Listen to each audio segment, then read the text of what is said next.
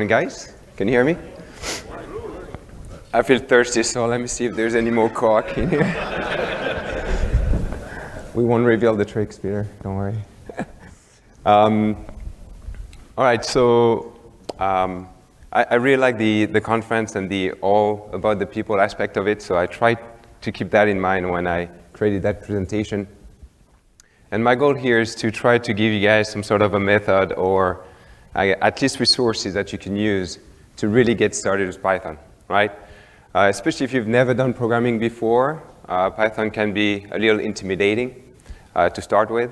And sometimes you start, and then you lose the momentum, and then 2 years down the road, you're like, oh, I forgot all of what I've learned 2 years earlier, and you end up in that cycle of never really learning Python and never really using it. So my goal for today, at least, is to try to show you that it's not that hard, right? All of you guys know Wi-Fi. Let me tell you, Wi-Fi is way harder to learn than to get started with Python, okay? And to make it a little bit more fun, I've actually created a little game to structure the method I wanted to talk about. Because getting started with Python is very similar to playing a video game for the very first time. And so I call this game the Python Fantasy, right? I'm not a big video game guy. I played some FIFA with my brother when I was a kid. That was about it. But I know Final Fantasy. And you know Final Fantasy, they always have like the Roman number for the version of the game that they're playing. So I came up with my own Roman number. I'll let you guys figure out what that is. But this is going to be our game for today, Python Fantasy. And just like any game, at the very beginning, level 0, when we're just starting, sometimes we have like a prologue that's going to present the context and present the game. And so just like Peter, I guess we learn from Keith and we learn from the best. I'm going to start with the conclusion. And this is what I want you guys to take away from that presentation. It's all about the journey. It's all about the learning journey. Getting started with Python is easier than you think, and I'm going to try to talk about it and demonstrate that to you guys today, this morning. You just need the basic to start playing around, right? Just like any video game. You don't need to be level 100 to be able to achieve, the first couple of levels and start having fun. It's exactly the same thing with Python. And something else that I try to do is only try to focus on useful code, stuff that's going to be useful for you, so you can actually, make good use of your time and keep the momentum going. All right, so let's level up, I guess, and move up to level 1. And the first step is to actually learn about the basics, right? Before we actually start coding and writing some code, what type of knowledge do we need to get started? And the first thing I wanted to talk about is the different mental barrier, right? Sometimes, when we think about Python and we've never done programming or anything like this before, we have those little voices in our head that just like, oh, this is too hard. The guys that does it are so smart. I'm not that smart. And all of these, sometimes we call it mental barriers. Other times it's just excuses, to be honest, right? We just don't want to put the effort. And so here, I have a couple of examples here. My favorite is, I wasn't good at Spanish, no way I would be good at Python. So sometimes we see it as another language, when it's really not. So to try to crush those mental barriers, I have, sorry guys. Just to show it's live.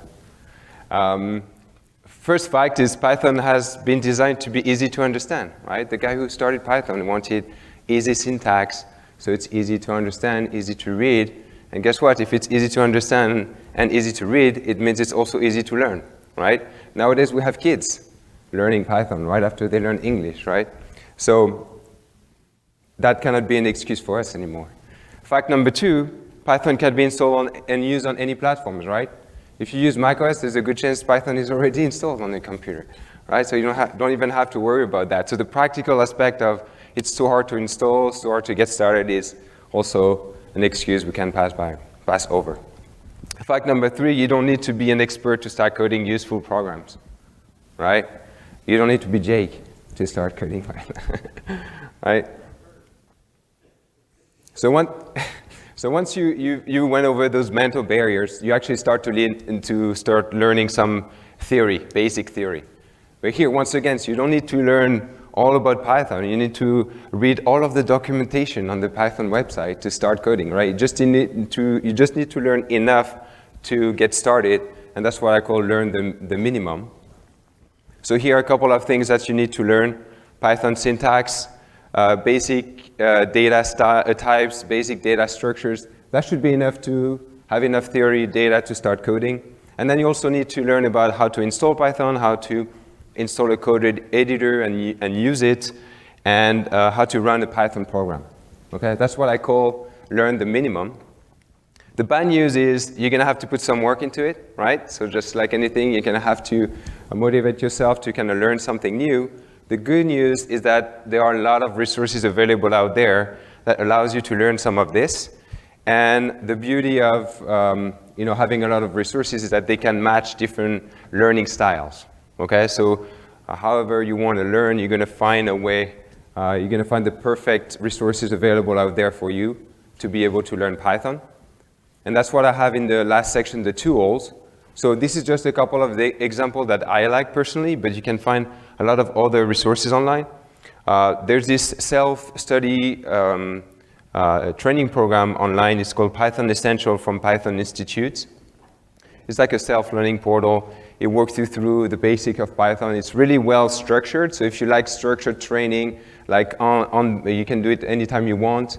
This is a really good platform, and it's like you do it in a web browser. You can even start writing some code and testing it directly in there. So it's really good, a really good training program. If you prefer to watch YouTube videos, you can take a look at this one here, Python tutorial for beginners from Programming with Mosh. This guy is a little funny, so it's a little bit more entertaining. I like this guy. If you like to read, you can take a look at Learn Python 3 the Hard Way. It's like a practical way of learning Python, the basics about Python. If you prefer live classes, you can attend Jake's class. I've heard only good things about your class. So next WLPC, you can attend to the boot camp. So you have plenty of different resources that will kind of fit your learning styles. So no excuses. That's what I'm trying to say. So once the problem with these, sometimes with those trainings, is that you're going to go through the first chapters, and at one point you're going to start learning or doing exercises that are not useful to you. You don't really see any purposes. You went half through the book, and you're starting doing some calculations, and you don't really see any practical aspect to it. So this is when you can actually level up and move to level 2.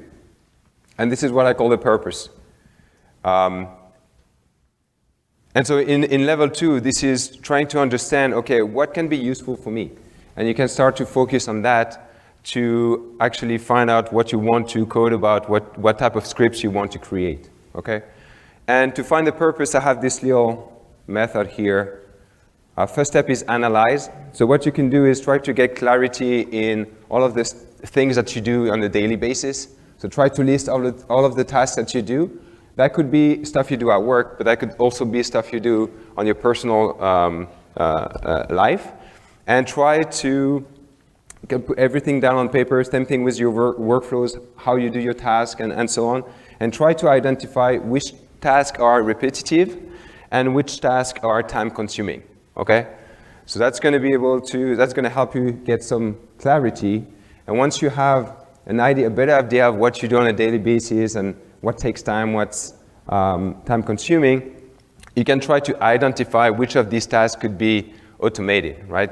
Which tasks could be done faster and with less human errors if I were to write a script about it or automate it, okay? And this become a useful idea for a script that you can actually use it in your day-to-day life.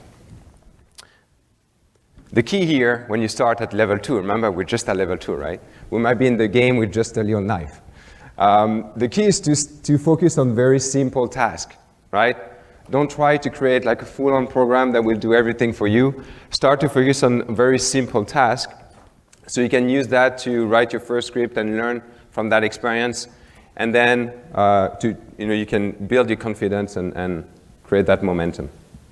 And once you have identified that simple task that you want to automate, then you can start coding. You can start opening the code editor. You can start putting all of the knowledge that you've learned at level 1 to practice, and start writing your simple scripts.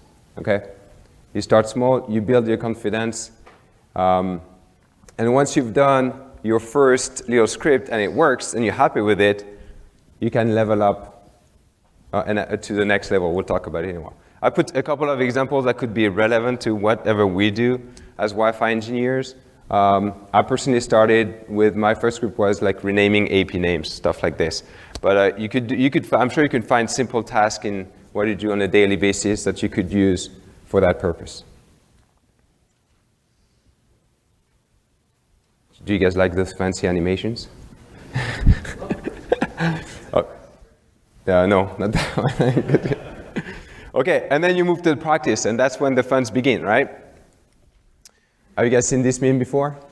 Computer science is half from remembering something and Googling the rest. And that's what it feels like when you start coding Python, right? You go to Google, how to in Python, and then you start learning from that. So I call this learning by practicing, right? So what's going to happen is you're going to have a new idea you want to implement, right? So what you do, you go on Google, you research it, you see how people do it, you see what type of code you could use, what type of libraries you could leverage, and you learn from those experiences, right?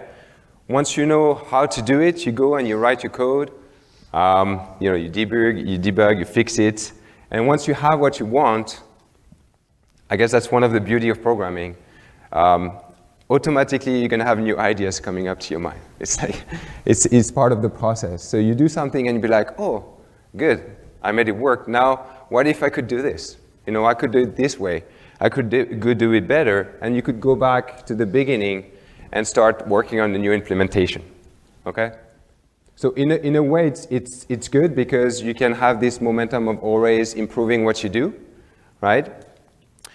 In order to make it sustainable, right, and to keep the momentum, I think it's important to make it fun, right? Try to work on projects that you're excited about, right? Try to find your own ideas, and try to do it in what I try to do is, because I make it fun, I try to do it, at the moment in the days where, it's usually harder to work, right? So for me, it's at night. So at night, it's like, okay, I can use that time to do something fun and do some programming. And that's when my wife calls me, hey, when are you going to bed? You don't see the time going. Yeah, so the fun aspect of it, I think, is important if you want to keep the momentum and keep learning, so you can actually build your own tools. And then when you're going to start Googling some different things, you're going to end up on a few websites that can actually help you to learn more, and you can learn from other developers and level up in terms of your Python knowledge. One big one is Stack Overflow. Have you guys heard about this one? Yeah, it comes up a lot. It's like a forum for developers, and people ask questions, and then developers get answer. They can give code snippets, and you can copy and paste and try it, and so on. So Stack Overflow will come quite a bit. Real Python is nice because they have like full-on tutorial that you can follow to learn something or create something a little bit more complex. Then I have these two resources as well, Free Code Camp and OpenEDC. They have a little bit more advanced training, free training programs you can take to learn something a little bit more advanced than the basics with Python. And my favorite, YouTube. That's my personal favorite.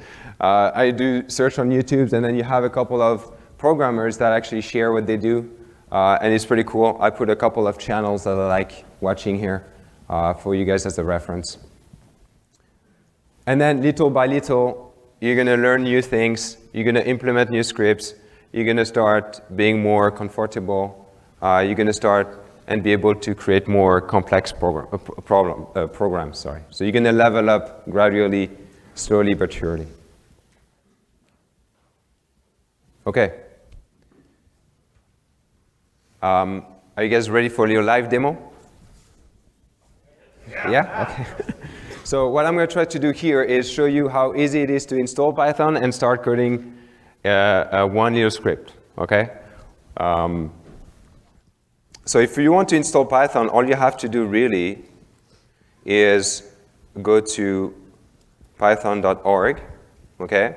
And then they have a download tab, and you can download Python, right? I already have it, but I'll do it again. It takes 10 seconds. Oh, it takes 0 seconds, even faster. I guess you guys are listening to me and not being active on your computer. Thank you. And then if you go to the download tab, what I wanted to say is it will give you the right version of Python for the OS that you have. So you don't even have to worry about all of this. And you just have to click on the install.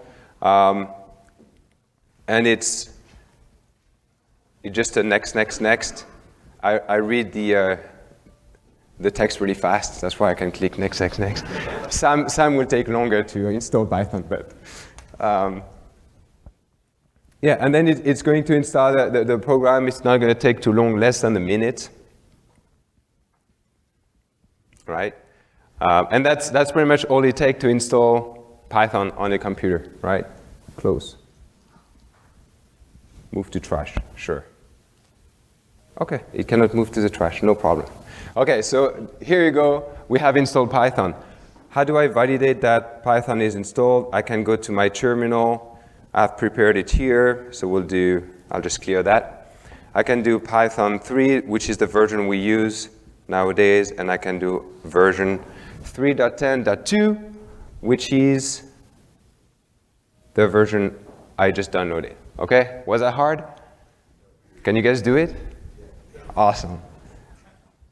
So now I actually need to start to write some code.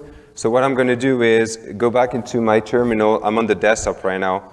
I'm going to create a new folder. I'll call it WLPC. I'm going to navigate into that folder. And then I'm going to create a Python file. So I'll call it Python Fantasy Level 2, because that's our first script, .py. And just like this, we created our first Python file. Obviously, it's empty. But to start adding code into it, I'm going to use a code editor called Atom. Do you guys know Atom? If you want to download it, it's really easy. You go to atom.ie, you click on download, same thing, it selects the right one for your OS. I'm not going to do this one right now because it's 200 megs, so I guess we can try and see how long it takes. I tried that in the plane coming here. It told me 2 hours, so I'm like, okay. It's not too bad, 44 seconds. But then you can unzip the zip file and you have access to the applications.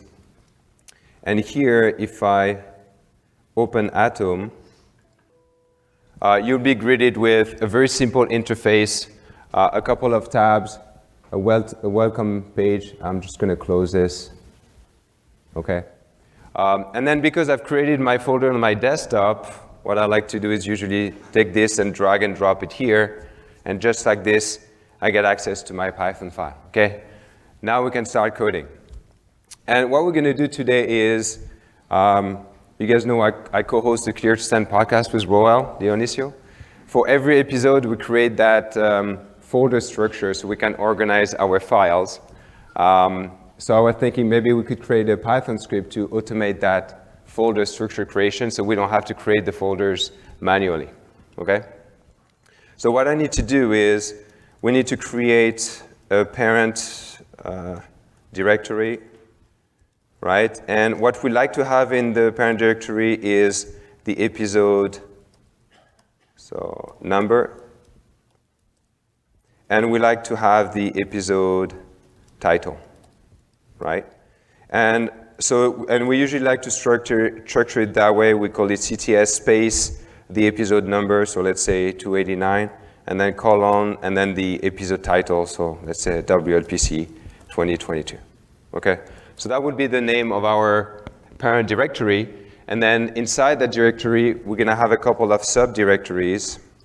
So we're gonna create the following subdirectories. And we usually do 0, 1. Let me do it like this. 01 audio. So this is where we put all of the audio files. We have another one that we call 02 graphics. That's where we put all of the artwork. Then we have one that we call video, if we ever have a video, sorry. And then we have the show notes. Okay? So now, what do I need to be able to create this? I need to import a library, and a library is pretty much code that someone else wrote and made it available for us so we can use, so we don't have to reinvent the wheel. Okay? So in this case, I'm going to use a library called OS. So I'm going to import the OS library, and the OS library allows us to create files, remove files, copy files, and so on. So in our case, we're going to use it to create folders. And then I need to retrieve the name of the number of the episode. So episode, I'm going to create a variable called episode number, and I'm going to ask the user using the input function, what is the episode number? And then whatever the user is giving me, I'm going to put that inside that variable. I'm going to do the same thing with the title. So I'm going to call it episode title. Okay? And then once I have the number and the title, I can actually create that name, that new directory name. So I'm going to call it directory name. And so it always starts with CTS, then space, then I add the episode number, then we add the column, the space, and then I add the episode title. How many of you guys are still following me? Good. Awesome. So once we have this, we pretty much have the name of the directory, the parent directory we want. And now what we need is the actual full path of that folder so we can create it on the system. Okay? So I create a new variable that I call full path. And what I need in that full path is actually the full path of the current directory I'm in when I run the script. And to get that full path of the current directory, I can use an OS function called getCurrentWorkingDirectory, right? And this will give me the full path of where am I when I run the script. And then I'm going to add, in that current directory, I'm going to add a new subdirectory, so I can add a slash.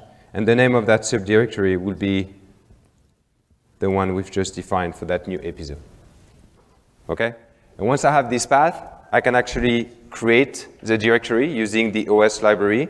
And we're going to use a function called mkdir, just like if you were typing it in the terminal, right? And all it needs is the path, right? And if I do this, it should create that CTS 200 something directory. And now I can use the same function, the OS mkdir, to create my subdirectory. And subdirectory will be the same full path, but then I need to add the actual name of my subdirectory, so a slash to go under that parent directory. And then I can add, 01 audio, and I can copy paste these ones 4 times, modify the name. How many of you guys are still following me? Woo-hoo. Thank you. Okay, and then 3 video. I can tell you this is very boring to do manually every time, every week for us. Show notes, thank you. I'm just making sure you guys are following. Thank you, Fernie.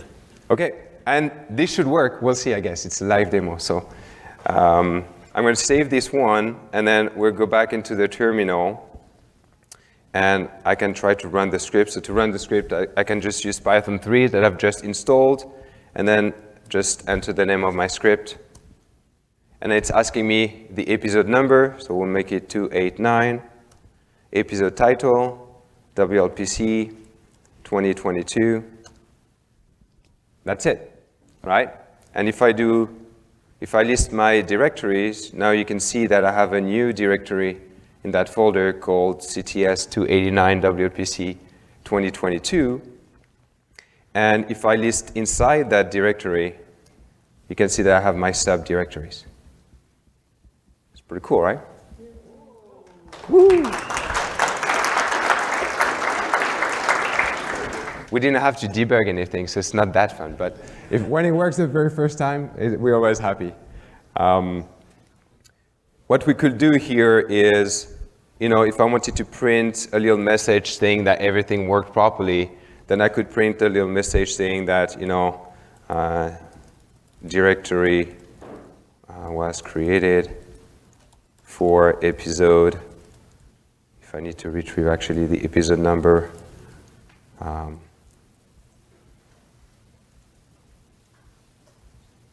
we'll try something like this. So if I do the same thing again, I'll clear this. We'll try it again. We'll run the script again. Episode number 290. Here we go. I just got now I have a little message that tells me that everything worked well, and I can list my directories, and I have that. Okay? So that's cool. It's nice, simple, and easy. But with the podcast, we use Google Drive. Okay? So now you could think about, okay, how can I make this one better? Well, I could start looking at the Google Drive APIs and see if I could do this automatically and upload into my Google Drive. Okay? That's next level. But slowly but surely, you're leveling up into your Python fantasy and getting more skills, learning new things. What did you guys think?